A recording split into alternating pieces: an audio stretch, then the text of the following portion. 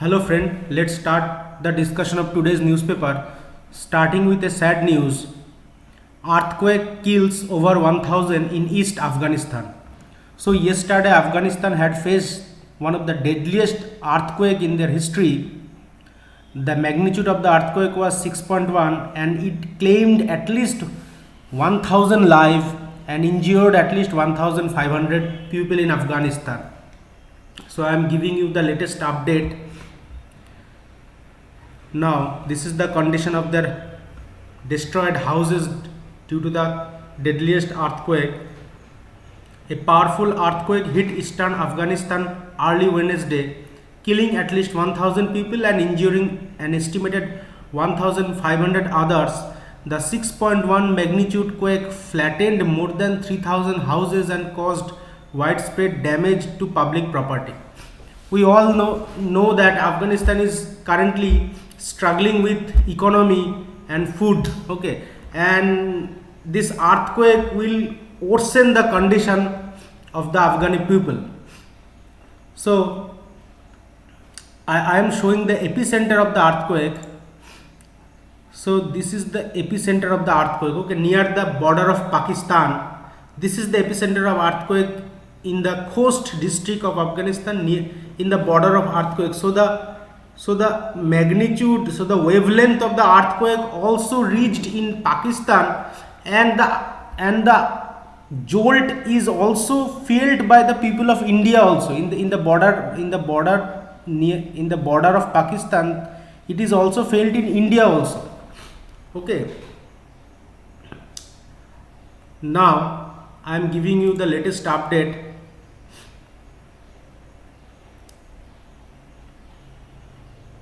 They are rescuing people and taking out the dead body with the helicopter.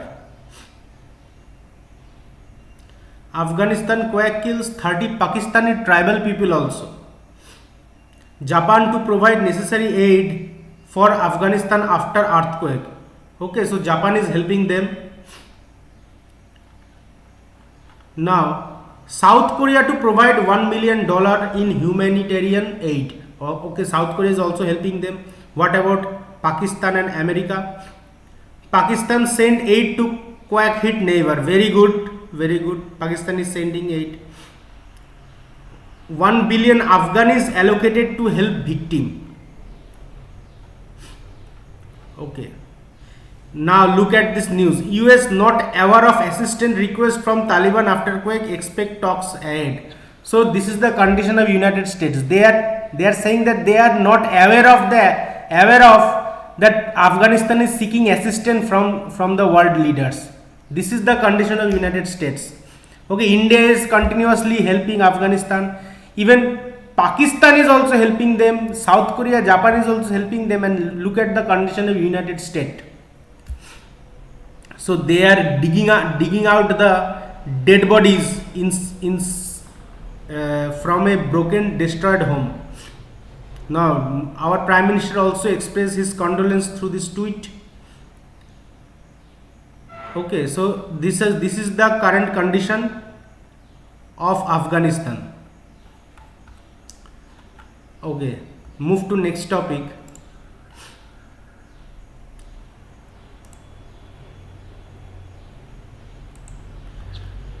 $1 trillion scope for digital economy, Prime Minister. So yesterday the Brics country, Brics, BRICS, the Brics country hold a meeting about business development. Okay, so the Brics countries are BRICS, so Brazil, Russia, India, China and South Africa.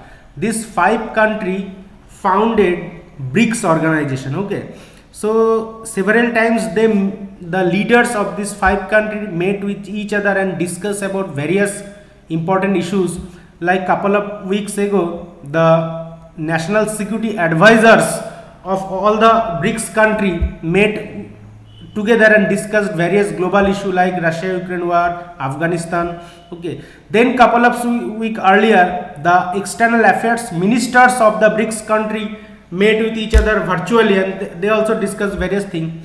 Yesterday the president and the prime ministers of these 5 countries met with each other virtually, okay, to hold the Brics Business Summit. This time the name of the summit is Brics Business Summit. Okay, now in this summit our prime minister has delivered some valuable speech, and I will tell you in brief the moral of the speech one by one. So Prime Minister Sri Narendra Modi at the opening ceremony of Brics Business Forum 2022. So we all know what is Brics. Brics means Brazil, Russia, India, China, South Africa. These are the 5 countries in the Brics. Now Brics, what our Prime Minister said, Brics was established with the belief that this group of emerging economies can evolve as an engine of global growth. Today, when the whole world is focusing on post-COVID recovery, then the role of Brics countries will continue to remain very important again. Okay, this total information published by Prime Minister Office in the press release. Now, in order to deal with the economic problems arising out of the pandemic in India, we have adopted the mantra of reform, perform and transform. Okay. This year we are expecting 7.5% growth, which makes us the fastest growing major economy. So this year means in the 2022 year, or you can say the 2022-23 financial year, the GDP growth is expecting will be 7.5%. Now what is current GDP growth? Current GDP growth is this. Ministry of Statistics and Program Implementation. So 8.7% is the GDP of 2021-22, current GDP, okay, that is quite good. Now Prime Minister is saying that the upcoming GDP will be 7.5%, okay.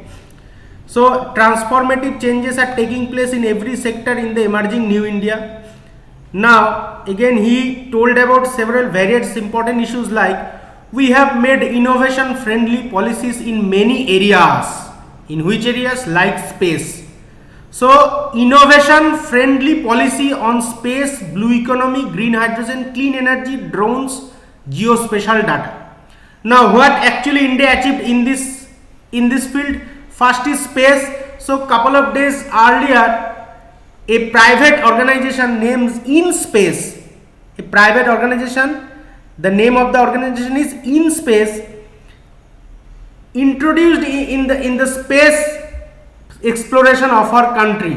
Okay, so I will show you the news.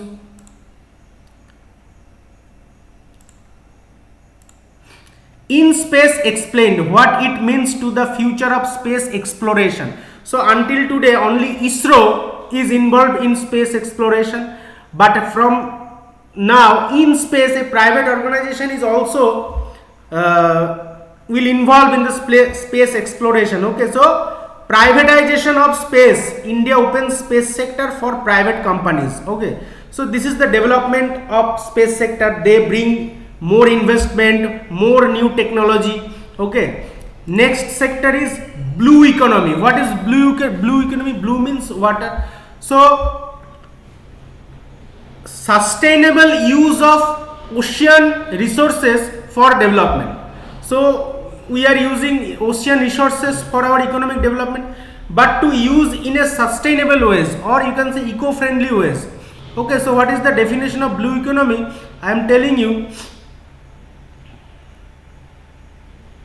according to the World Bank, the blue economy is the sustainable use of ocean resources for economic growth, improved livelihood and jobs while preserving the health of ocean ecosystem.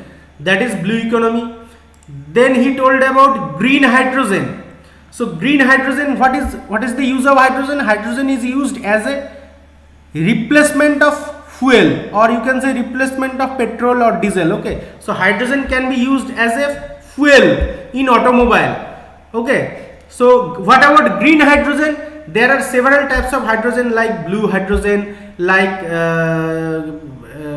red hydrogen. Okay, so green, for blue hydrogen or any color of hydrogen, in the time of producing the hydrogen, carbon dioxide is also produced. Okay, but in case of producing of green hydrogen, there is no carbon dioxide is produced in on that time. Okay, so that's why it is called green hydrogen. Okay, so green hydrogen, India is achieving more and more step towards green hydrogen. Okay, I am showing you the progress of green hydrogen. So India's first pure green hydrogen pilot plant commissioned in Assam. Okay, so what is the use of hydrogen? Replacement of fuel, fossil fuel. The plant is expected to produce 30 kg of green hydrogen every day in the future. Okay, so Oil India Limited, a government India enterprise, has commissioned the country's only pure green hydrogen pilot plant with an installed capacity of 10 kg per day at its Jorhat pump station in Assam. A great progress. Now next, we need like petrol pump, we need also hydrogen pump, okay, to refuel our vehicles. So Amara Raja to set up green hydrogen fuel outlet in Leh for NTPC. So in Leh Ladakh, the area is total pollution free area, so green hydrogen should be used in the vehicle in Leh Ladakh. So Amara Raja Power System will be setting up a green hydrogen fueling station, the first such in the country in Leh Ladakh for the National Thermal Power Corporation NTPC. So NTPC has give the work order to the Amara Raja Power Station to establish or to develop a green hydrogen fuel station in Leh Ladakh. Okay, so this is our achievement, current achievement in green hydrogen. Next, our Prime Minister is talking about clean energy. Okay, green hydrogen, then clean energy. What is the difference between green energy and clean energy? Green energy means the energy which is produced from natural resources, and clean energy is while in the time of producing the energy there is no carbon emission, that is clean energy. I am giving you one example. Suppose biomass is energy producing from biomass is called green energy. Okay, because biomass is a natural product, so producing energy from biomass is a green energy. But at the time of producing energy some carbon dioxide may release, that's why it is not a clean energy. Okay, hydro power plant, wind power plant, solar power plant, all are green energy as well as clean energy. Now drone, what is our achievement, recent achievement in drone? Recently the government of India has organized Bharat Drone Mahotsav. Okay, so Bharat Drone Mahotsav 2022, PM Modi inaugurates India's biggest drone festival at Pragati Maidan. So various investors, businessmen has come to attend the program. Okay, so use of drone is increasing day by day, especially in the farm area, in the farmland. The farmer are using drone to total observe their field. So Bharat Drone Mahotsav 2022, Prime Minister Modi inaugurated the biggest drone festival in India, Bharat Drone Mahotsav 2022 at Pragati Maidan, New Delhi. So this is our achievement in drone. Next he told about geospatial data. Okay, this is a total new word, spatial data. So what is geospatial data?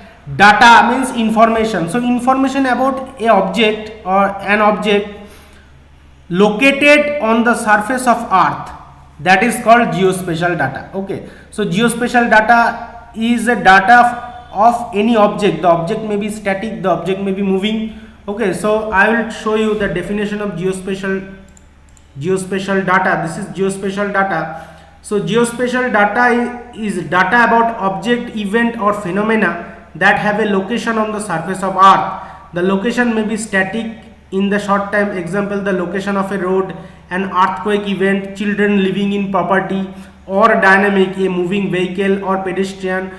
Okay, I will tell you in a simple way. Suppose you open google.com and type there coffee shop near me, or railway station near me, or metro station near me.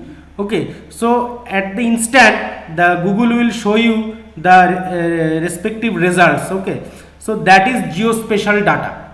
Okay, that is static. The data is about static object.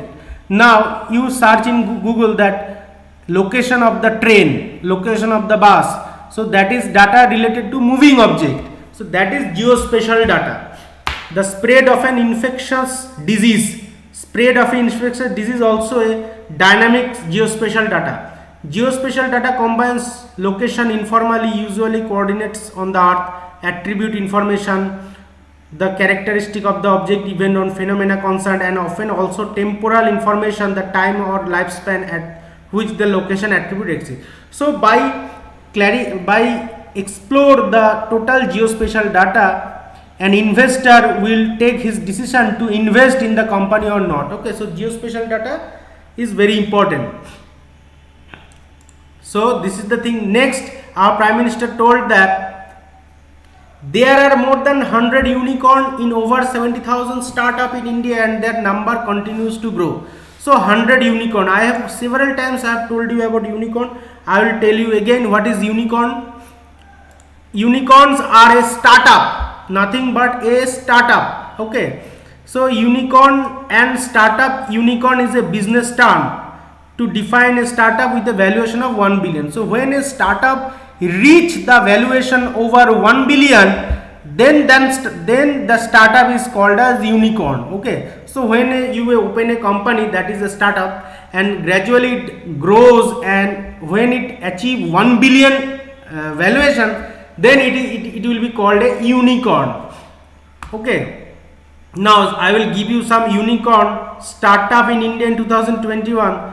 That is Browser Stack, Mindtickle, Razorpay, Droom, Zerodha, Chargely, Grow, Gupshup, Moglix, Misho, Crate, ShareChat, Byju's, Pharmacy, Colin, DCX, Urban Company. These companies become unicorn in 2021. Okay, it become unicorn means the valuation reach 1 billion in 2021. Now I will show you some company become unicorn in 2022. That is Fractal, Games 24/7, Dealshare, Elastic Line, Darwin Box, then Uniform, Cred, ExpressBiz, Livespace, Hasura, Amagi, Lead, Oxyjo. So these are the company become unicorn in 2022. Okay, so this is unicorn. So 100 unicorn in over 70,000 startup in India, and their number continues to grow. Then important point raised by our Prime Minister in the meeting, that is there are investment opportunity of 1.5 trillion under our national infrastructure pipeline. One of the most important point I am going to discuss with you. So investment opportunities of 1.5 trillion dollar under the national infrastructure pipeline. So what is national infrastructure pipeline? This is not about pipe connection. Okay, national infrastructure pipeline is a 5-year plan about development, infrastructure development of our country. Okay, 5-year plan of infrastructure development of our country, that is called national infrastructure pipeline. Okay, so I will discuss in a very short about the national infrastructure pipeline.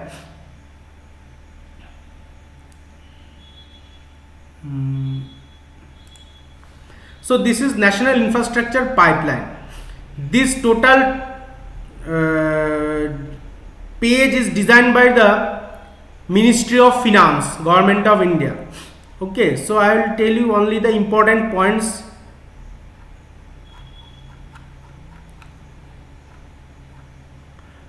One thing you should remember, that India has a goal to achieve 5 trillion economy in 2025. Okay, that is our prior goal.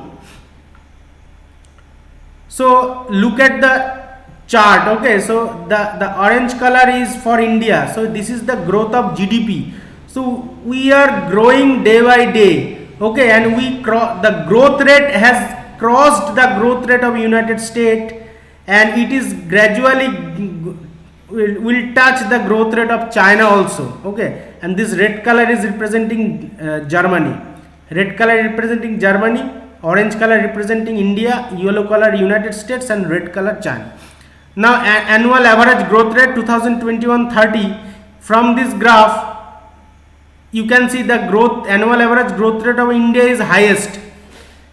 in comparison with Germany, USA and China. Okay, this data is given by the world in 2050 PwC. PwC is an international organization. Okay, now to reach 5 trillion economy in 2025, we have some challenge. Challenge is lack of infrastructure in the primary growth constraint. Okay, then infrastructure development. So increasingly government looks to the private sector as a partner. Okay, so now look at the urbanization. So urbanization is also increased. Okay, so in 1991 25.7% of population lives in urban area, currently 41.7. So in 2030 projected that 41.7% of total population will live in urban area. Okay, will live in urban area. So infrastructure development is very important. Now I will tell you important point, that is about working age population. So working age population in India, it is growing. So in 2030 the working age population of India will be 1.03 billion, where China will be 0.97 billion. So India will have the highest number of working age population, and the working age population is 15 to 64 years.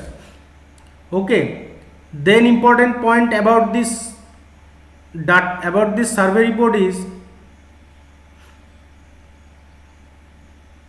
here it is written that vision and mission statement for infrastructure growth to achieve the target of 5 trillion economy by 2025 and meet the aspirations of the citizen of India, creating new and upgrading existing infrastructure will be the key to raising India's competitiveness. So infrastructure development is the key, okay, to achieve the target of 5 trillion economy by 2025.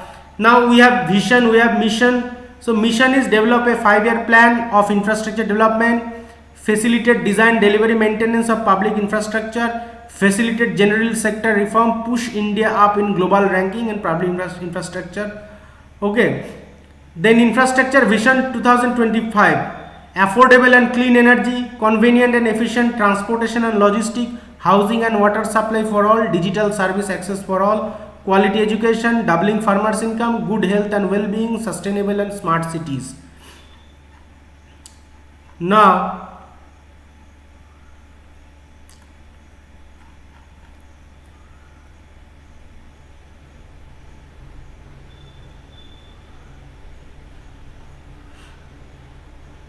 look at this data. Sector-wise share in infrastructure investment of rupees 57 lakh crore during fiscal 2013 to 2019.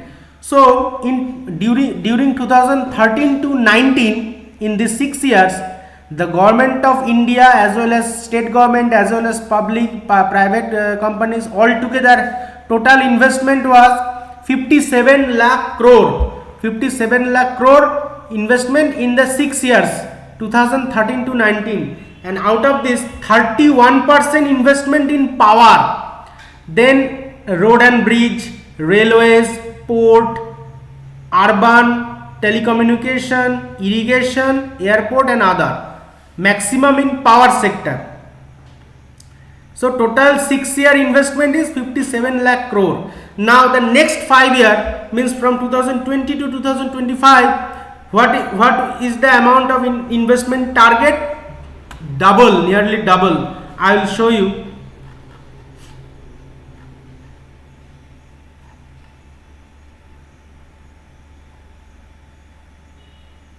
Here it is written, the total capital expenditure in infrastructure sector in India during fiscal 2020-25 is projected at rupees 111 lakh crore. From 57 lakh crore, it become 111 lakh crore. Okay, 111 lakh crore. Now how this will be distributed? In energy, then roads, railways, port, airport, urban, then digital communication, irrigation, rural infrastructure, agriculture and food processing infrastructure, social infrastructure. Okay, then industrial infrastructure, all together the value is 111 lakh crore total, and this is the distribution of the 111 lakh crore. 24% in energy, road, railways, port, airport, urban, digital infra, irrigation, rural infrastructure, agriculture, food processing, social infrastructure and industrial infrastructure. Okay, maximum in energy, or you can say power. Okay, so center, state and private. So center investment will be 39%, state 40% and 21% from private sector. That's why government of India is pressing in privatization of every sector. Okay.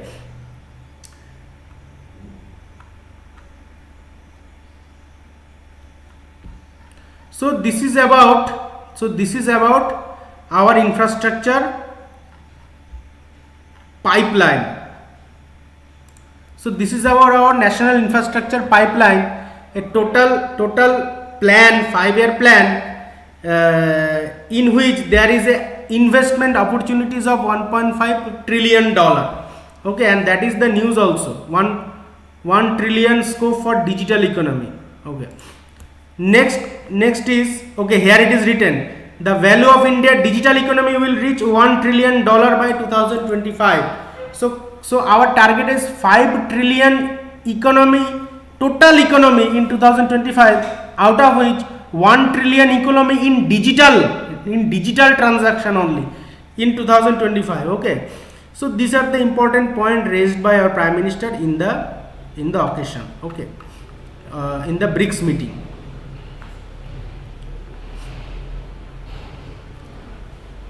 Now move to topic from environment. I will discuss you, that is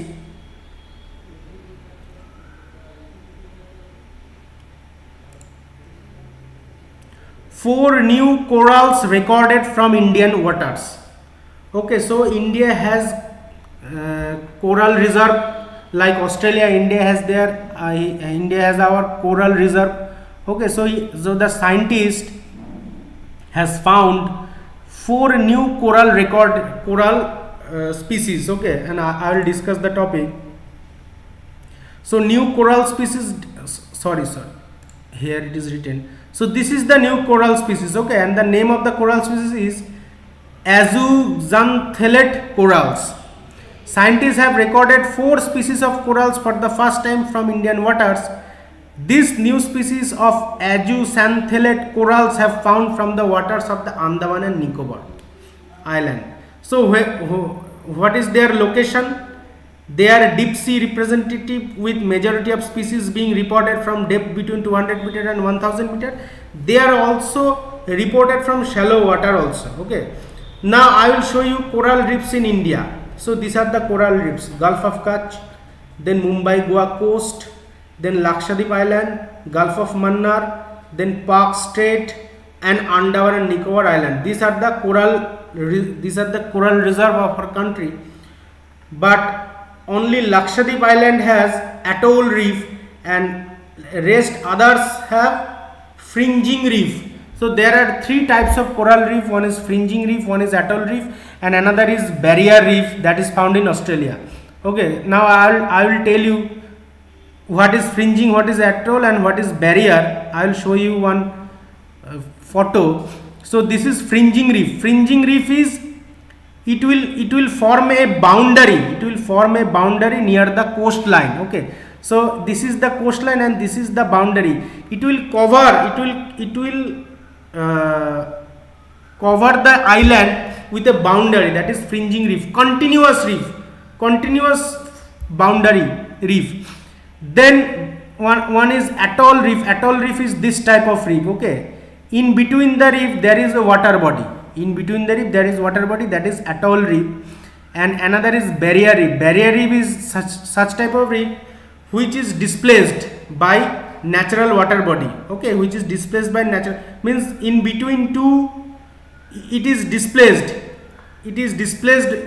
and water bodies is between them. Okay, it is not united, it is displaced. That is barrier reef. So barrier reef, this is barrier reef, this is atoll reef, and this is continuous border reef is called as, or you can say this type of reef is called as fringing reef.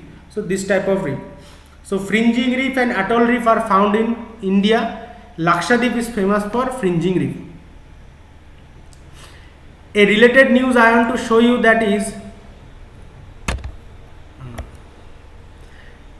this news from previous year September 26. New coral species discovered from Andaman and Nicobar Island in India. So this type of coral reserve is also discovered from Andaman, and the name is Senatix triangularis from Andaman and Nicobar. Okay, so Andaman Nicobar is a huge reserve of coral reef, various types of coral reefs. Move to next topic.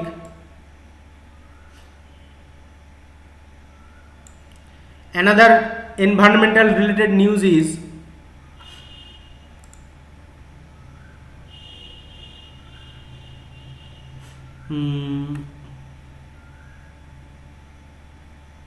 okay, protest against move to shift proposed heritage park in Manipur.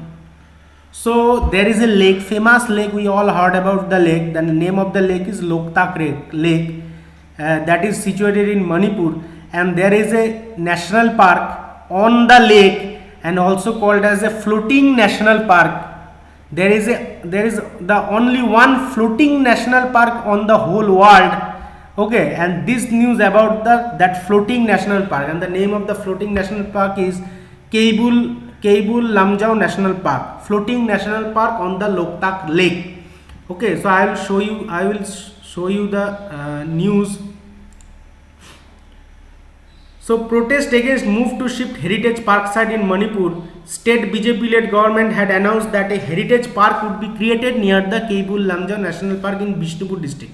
So what happened actually, previously the state BJP government of Manipur has proposed a location for a heritage park, but suddenly they shifted the location of the heritage park and shifted it near the Keibul Lamjao National Park, and that leads to the protest. Okay, and what are the protests are specially telling that they argue that the people of the proposed site are not associated with the steps for the conservation of endangered brow antlered deer. This is the main point. Endangered brow antlered deer, or you can say sangai, in the national park. Okay, so this is an endangered species. This is the species, or I will show you the figure. This is the deer species called endangered brow antlered deer sangai. Okay, so to protect it will be become endangered and it will become extinct if this type of heritage park established near the national park. Okay, so to protect this type of endangered animal, we should shift the national park shift the heritage park somewhere else. That is the demand of the protester. Now I will show you the location. This is the location of Loktak Lake, and this is the Keibul Lamjao National Park floating on the Loktak Lake. Okay, and this is the picture of the Keibul Lamjao National Park. So Loktak Lake and Keibul Lamjao National Park situated in Manipur.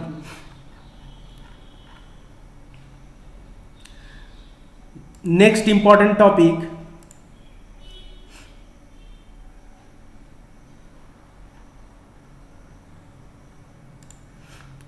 green investment.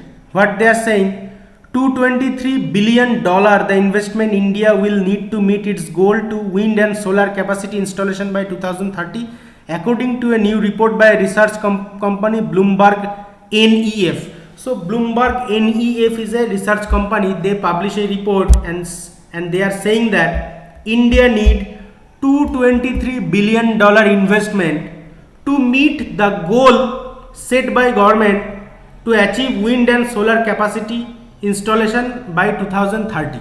So I will discuss you first. I will tell you two things. One is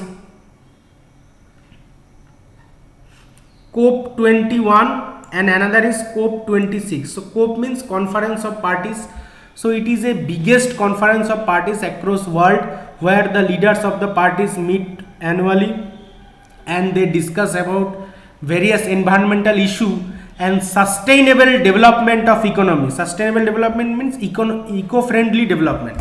Okay, so COP21 in Paris, I will show you the website. So conference of parties. So COP21, first COP was organized in Kyoto, also called Kyoto Protocol. Then 21st COP organized in November 2015 in Paris, and COP26. These two are important, COP21 and COP26, because our Prime Minister has made two promises.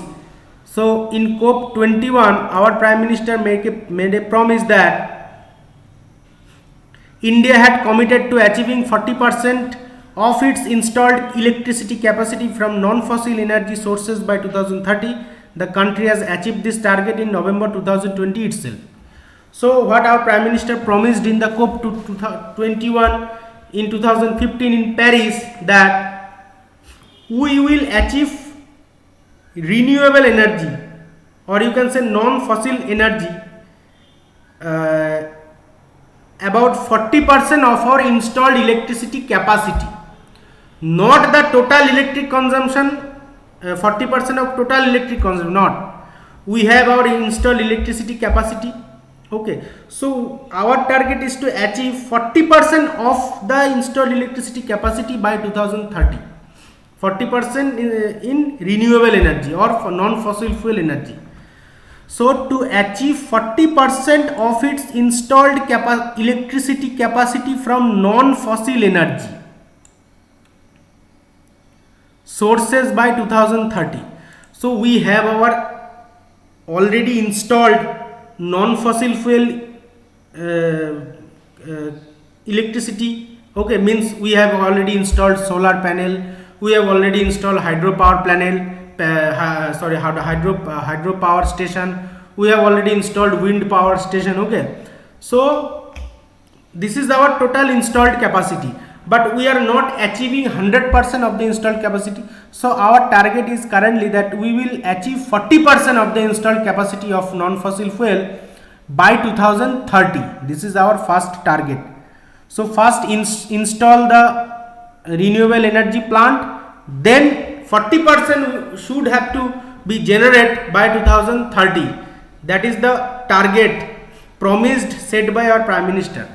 Then in the 26th conference of parties, COP26 in Glasgow, Prime Minister promised that five-fold strategy terms as Panchamitra to achieve this feat. That is 5 promise. Actually, he made 5 promise.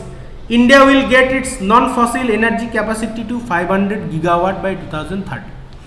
So by 2030, India will achieve 500 gigawatt energy from non-fossil fuel. Then India will meet 50% of its energy requirements from renewable energy by 2030.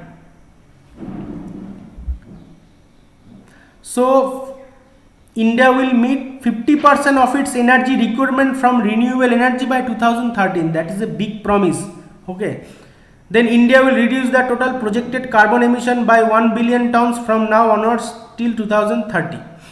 Now, and last is by the year 2070, India will achieve the target of net zero. Net zero means net zero carbon emission. So main point I will tell you that India will get its non-fossil energy capacity of 500 gigawatt by 2030. This is the target. Currently, this is our target, and this target we have already achieved. We have already achieved this target, achieving 40% of its installed capacity from non-fossil energy. We have already achieved. Now our next target is non-fossil energy capacity to 500 gigawatt by 2030. Now I will come to the discussion. So India's clean power revolution by Bloomberg Philanthropies. This is the news. This is also the news that a new report by research company Bloomberg NEF. So what are the report of Bloomberg NEF? I will tell you. This is the report of Bloomberg Philanthropist. Okay. So what are they are saying, that the country means India has set ambitious renewable energy goals 175 gigawatt by 2022 and 450 gigawatt by 2030. Okay, so target is 450 or you can say 500. Modi promised 500 gigawatt in the conference by 2030. Okay, next is, so what are the steps should taken by the government of India? So this is the chart. Okay, so in 2015 39% only generation of renewable energy in India, and we are targeting 450 gigawatt or you can say 500 gigawatt in 2030. This is our target. In 2025 the target was 175 gigawatt, we already achieved. Okay, next is,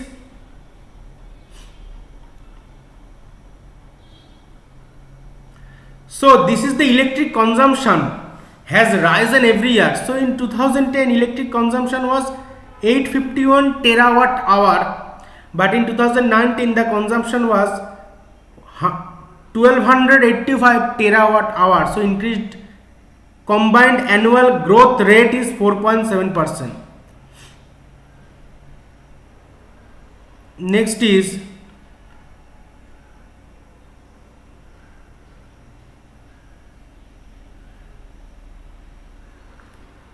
private companies are the main investors in India's clean power project. Okay, so in 2015 94% private companies were invested, but currently it is decreased to 81%. Okay, so need more private companies to invest.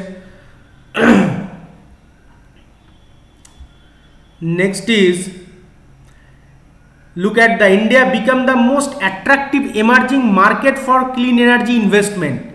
So climate scope rank India ahead of China, Brazil and Chile in 2019. Okay, so this is the rank through which about the investment in clean energy, you can say clean energy investment, or you can say renewable energy. Okay, then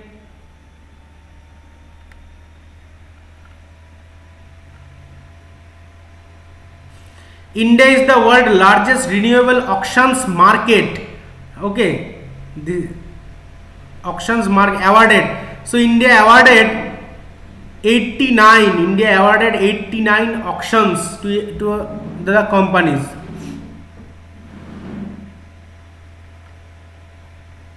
Then important point they have discussed in this survey report is,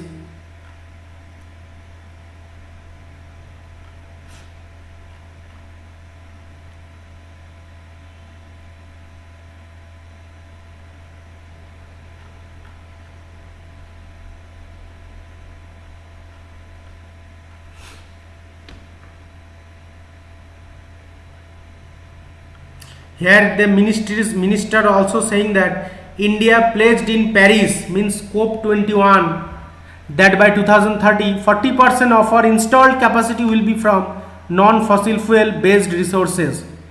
We have already crossed 37% and are expecting to get to 55 to 60% by 2030. Okay, now this will be the electric consumption in 2030, and that will touch nearly 3000 terawatt hour. Okay, in 2030 the electric consumption nearly touch 3000 terawatt hour, and we have a target that 500 gigawatt of clean energy by 2030. 500 gigawatt of clean energy, or you can say renewable energy. Now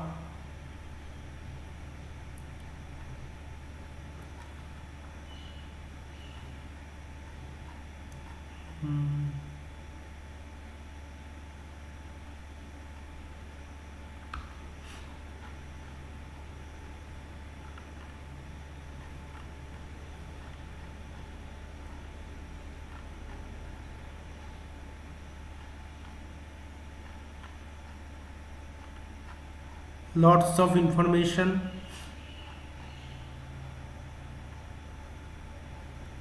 This is about, okay, next. Now I'll come to the news of Hindu, that they are saying about $223 billion investment India required.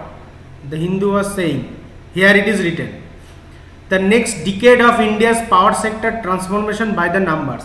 So here it is written 223 billion investment needed into power transmission and distribution. Okay, it is also given by the news 223 billion investment India will need.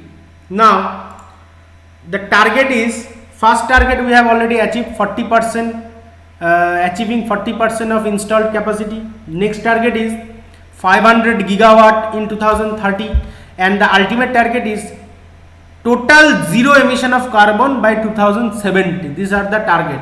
So India currently need $223 billion, but look at the figure, $410 billion is investment opportunity of new power generation capacity. So India has opportunity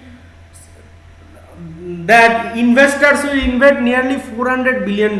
So we will achieve our target. Okay, so this is about the discussion. Move to next topic.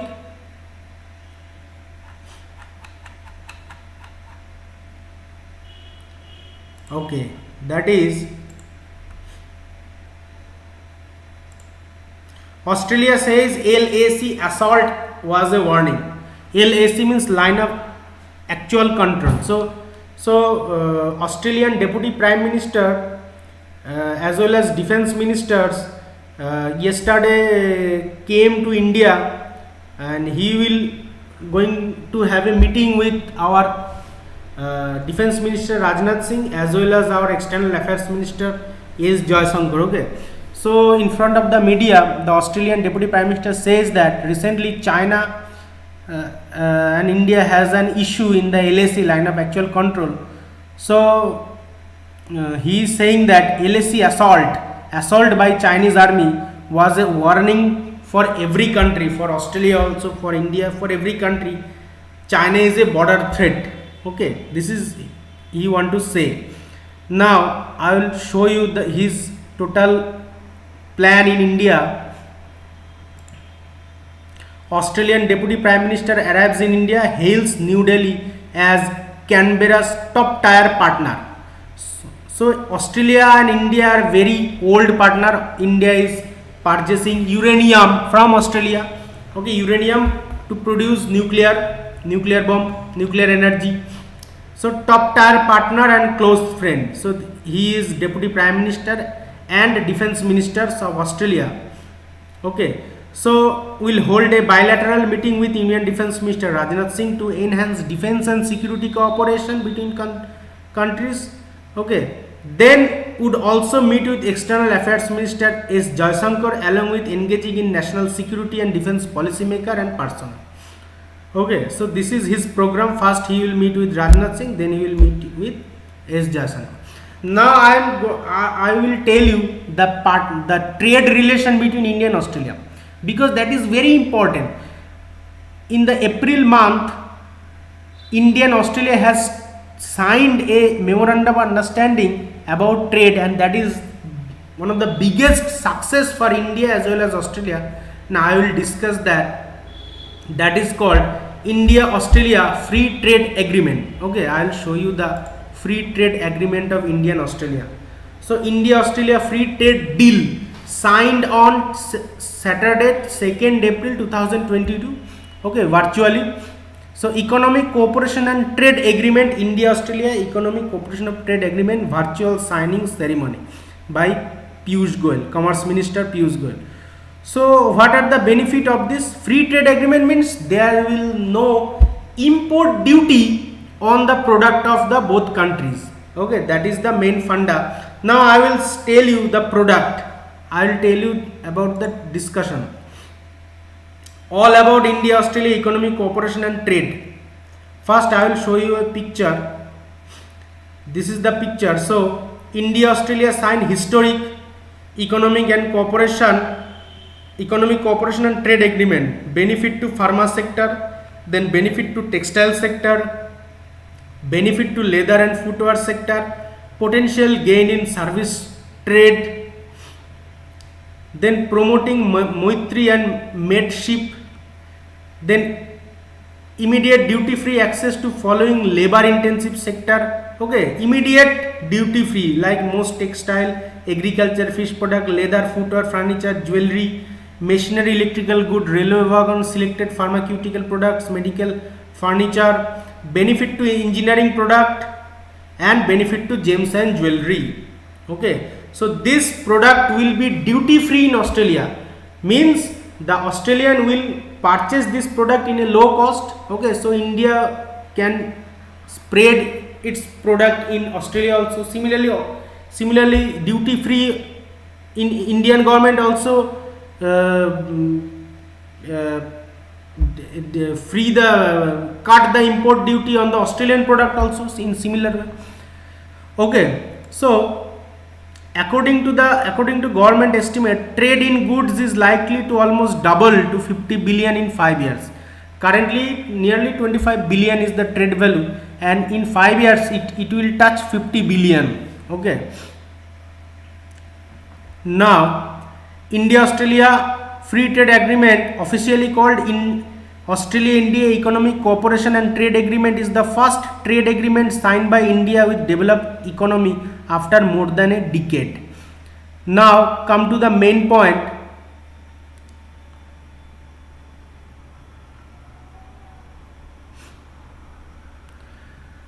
The India-Australia Free Trade Agreement is an ambitious pact with significant commitment to tariff cuts.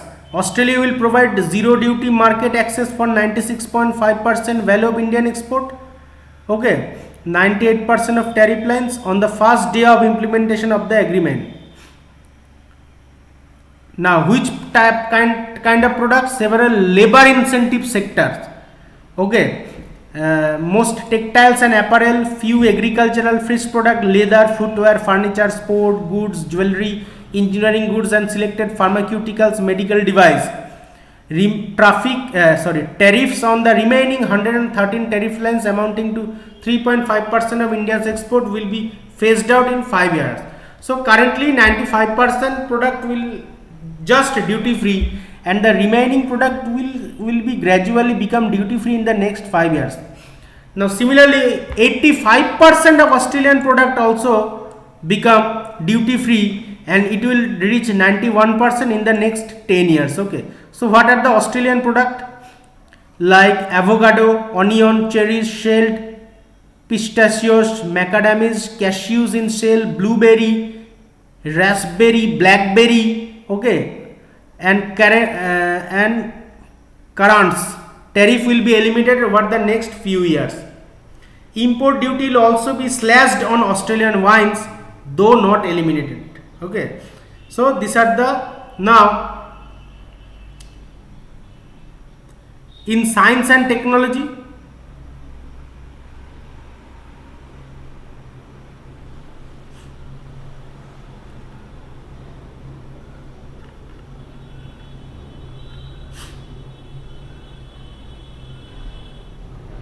Okay, both countries have decided to facilitate the recognition of professional qualification, licensing, registration procedures between professional service bodies in a boost to science, technology, engineering, mathematics, and information and communication technology sectors. The length of stay for an Indian student with a bachelor degree with its first class honors in the areas will be extended from 2 to 3 years. Means more time an Indian student will get for his research, for his study in Australia. Also visas, license will also provided very quickly comparing to the previous. Australia will also provide new access for young Indians to participate in working holidays in the country. So this is about India-Australia Free Trade Agreement. Okay, so 95% product from India will be duty free in Australia, and 85% product of Australia will be duty free in India, and gradually it will reach 100% gradually in the next 10 years. So this is total discussion from today's newspaper. If you like my analysis, please like the video, subscribe my channel, share the video. We will again discuss the newspaper tomorrow. Thank you.